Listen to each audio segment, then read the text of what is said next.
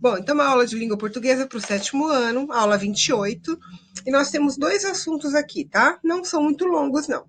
Crônica, prosopopeia, a gente vai entender o que é essa prosopopeia, que é uma figura de linguagem, que vocês provavelmente já conhecem, e a grafia dos verbos terminados em gear, iga e jar, tá? Aí tem uma outra coisa que eu não coloquei aqui, que é a diferença entre viagem com G e viagem com J. Vamos lá, pessoal? Bora lá, então. Bom, primeiro, o que é uma prosopopeia? É a mesma coisa que falar personificação. Mas mesmo assim, o que é isso? Olha, é uma figura de linguagem, ou seja, é uma coisa que a gente usa para enfeitar um pouco o texto, para dar um ar mais poético, mais interessante. Tem um monte de figuras de linguagem, tá? E essa é uma delas. Então, por que a gente chama de prosopopeia ou personificação? Quando a gente fala personificar, quer dizer dar características humanas, personificar, para alguma coisa que não é humana. Então, por exemplo, se eu falo, os meus olhos sorriram. Tem uma música que fala isso, os meus olhos sorriram. Agora, o olho sorri, gente? Não é o ser humano que sorri, e ainda assim sorri com a boca, não são com os olhos, certo? Mas eu estou dando uma característica de gente, como se os olhos tivessem uma vida própria, tivessem uma vida de gente, de pessoa. E aí, claro, se fosse uma pessoa, poderia sorrir. Então, estou dando uma característica que que é humana, por uma coisa que não é humana, é uma parte do corpo humano. Tudo bem? Isso é só um exemplo. Então, vamos lá. A prosopopeia ou personificação é uma figura de linguagem que consiste em atribuir características humanas a seres inanimados ou irracionais. O que é inanimado? Que não se mexe, não tem vida. Por exemplo, uma pedra, um copo, um portão, um telhado, a casa, tá? E irracionais. Seres que são considerados irracionais, gente, são animais, que não seja o ser humano, porque o ser humano é um animal, porém é um animal racional, ele tem racionalidade, ele tem capacidade de falar, de criar, né? E os animais irracionais não têm essa capacidade, certo? É qualquer outro animal, cachorro, gato, etc. Bom, e aí eu coloquei esse desenho de xicrinha sorrindo, chorando aqui para vocês, para mostrar que isso aqui é uma personificação. Eu estou dando vida para a xícara, olha lá, né? É como se elas pudessem falar, sorrir, chorar. Todo mundo deve ter assistido ou ouvido falar daquele filme A Bela e a Fera, certo? No desenho animado da Bela e a Fera, ou no baile, em algum momento acontece de ter um baile, tem um baile, que as xícaras dançam, os talheres, os copos, né?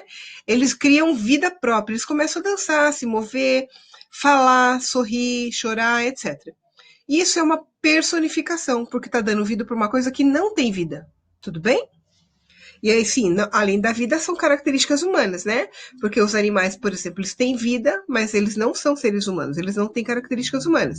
Então, fazendo uma personificação, eu estou dando ou atribuindo características humanas para uma coisa que não é humana, tá? Seguindo, então.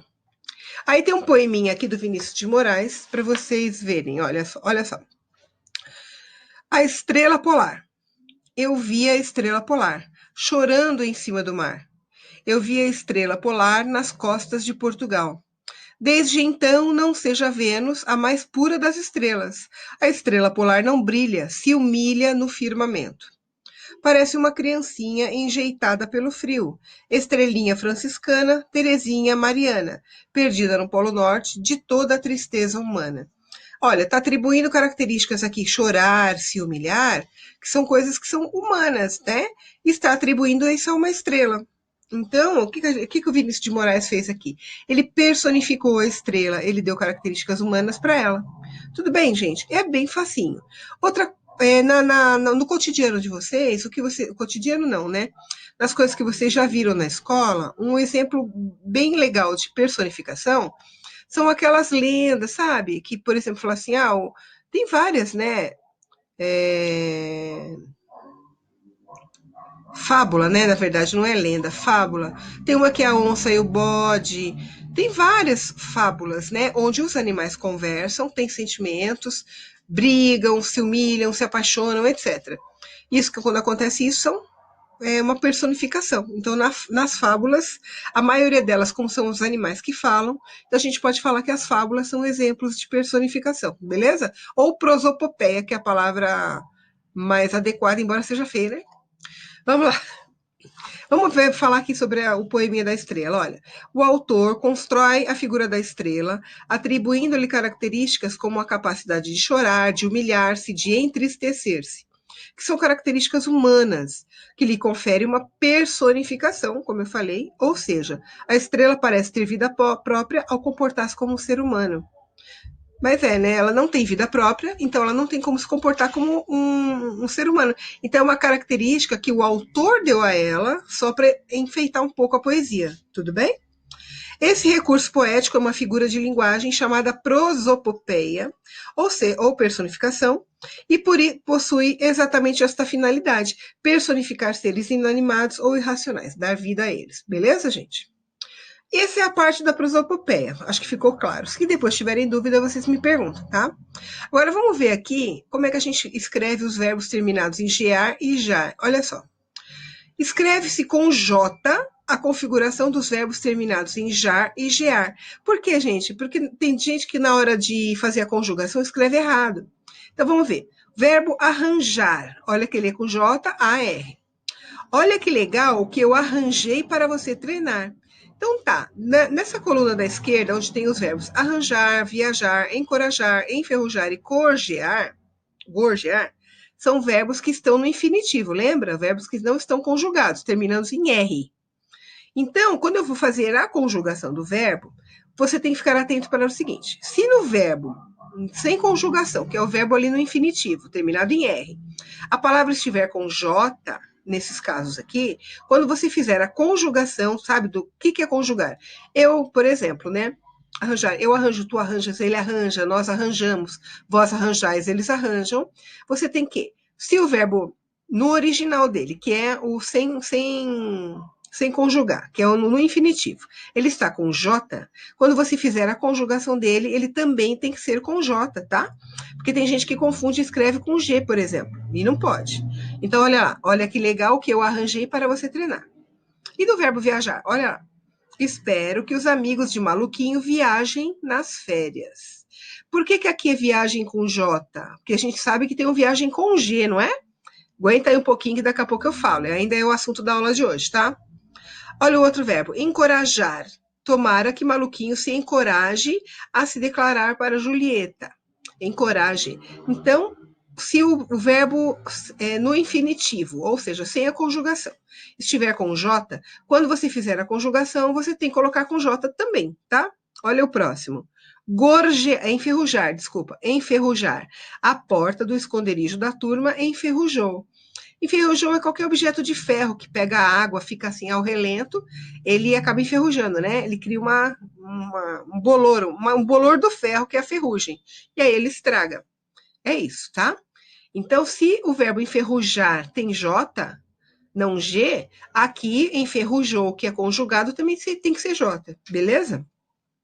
E aí o verbo gorjear. Gorjear, gente, é aquele barulhinho do passarinho.